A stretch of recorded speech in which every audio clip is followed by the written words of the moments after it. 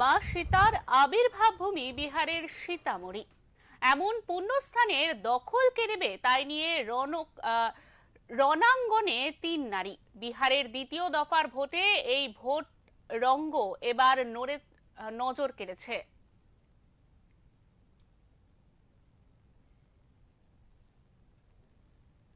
BJP এবং আরজেডির টিকিটে লড়ছেন দুই প্রার্থী, কিন্তু তৃতীয় জন নির্বাচন লড়ছেন নির্দল হিসাবে। যেহেতু তিনি আরজেডি থেকে টিকিট পাননি, সব মিলিয়ে বিহার ভোটে সীতামঢ়ী জেলার পরিহার কেন্দ্রের এবং রীতিমতো লঙ্কাকাণ্ড।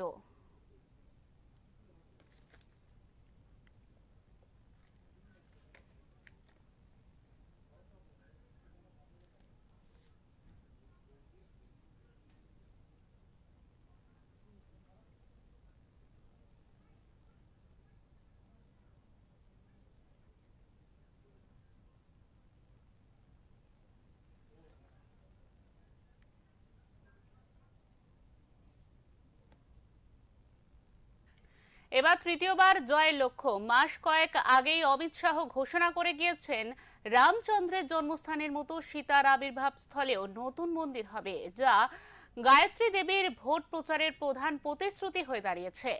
সীতা মাতার আবেগে ভরসা করে বিপুল ভোটে পুনরায় জেতার আশা রাখছেন গায়ত্রী দেবী।